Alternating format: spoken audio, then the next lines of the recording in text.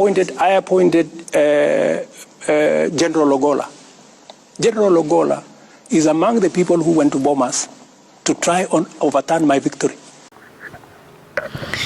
Hello, welcome back to Kenya Today's TV. My name is Mercy Blessing.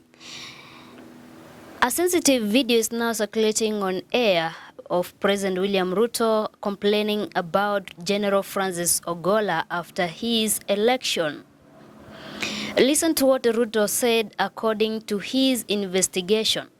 I appointed General Ogola. General Ogola is among the people who went to Bomas to try and overturn my victory. Do you know that?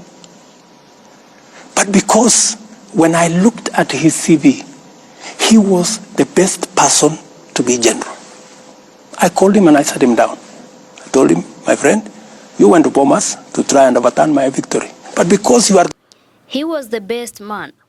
What Ruto said when picking Francis Ogola for KDF job after 2022 controversy.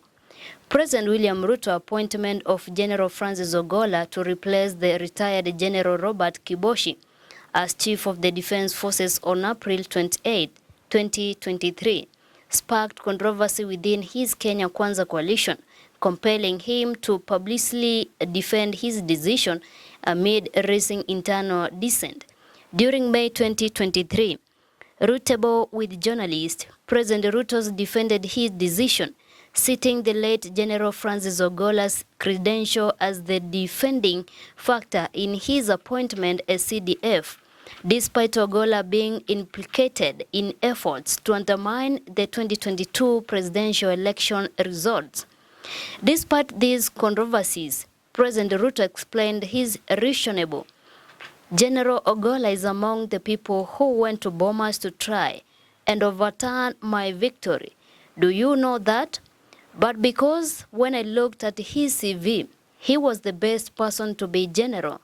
General Ogola, then 60, was elevated to a 4-star general amid a chorus of dissent from within a ruling coalition.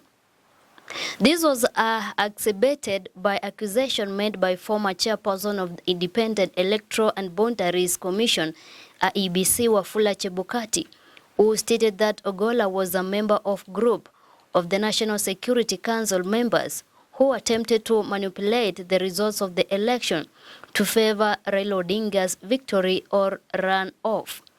During the Supreme Court hearing of the 2022 presidential petition, Chebukati revealed that on the morning of the election result declaration, members of the National Security Advisory Committee approached him on the National Tallying Center, demanding either a win for Odinga or guaranteed runoff. The NAD delegation, as noted in Chebukati's affidavit, included key figures such as Principal Administrative Secretary Kennedy Kihara, Solidita, General Kennedy Ogeto, Inspector General of Police Hilary Mutyambai, and Lt.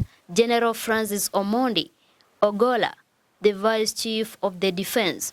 The President argued his decision was not made lightly, as he acknowledged having some candidates for the position but chose Ogola against the advice of many.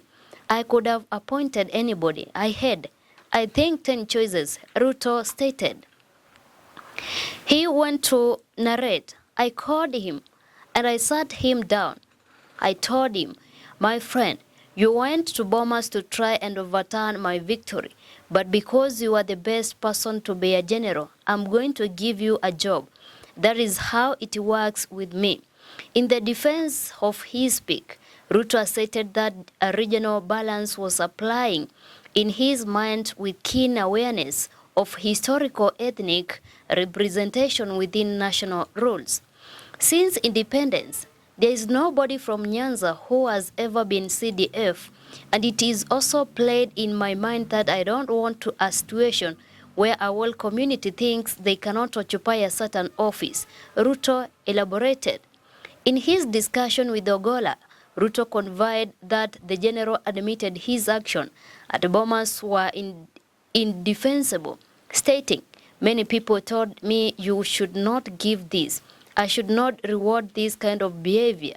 But you know, I also must be sensitive. What exercised my mind was this gentleman. Yes, he may have made a mistake. Maybe because the commander-in-chief at that time told him what to do. When I talked to him, he told me, I have no defense. You do with me whatever you want. I cannot defend it. It was wrong. That was Ruto's message to Francis Ogola, who died yesterday in a KDF chopper crash. May his soul rest in peace.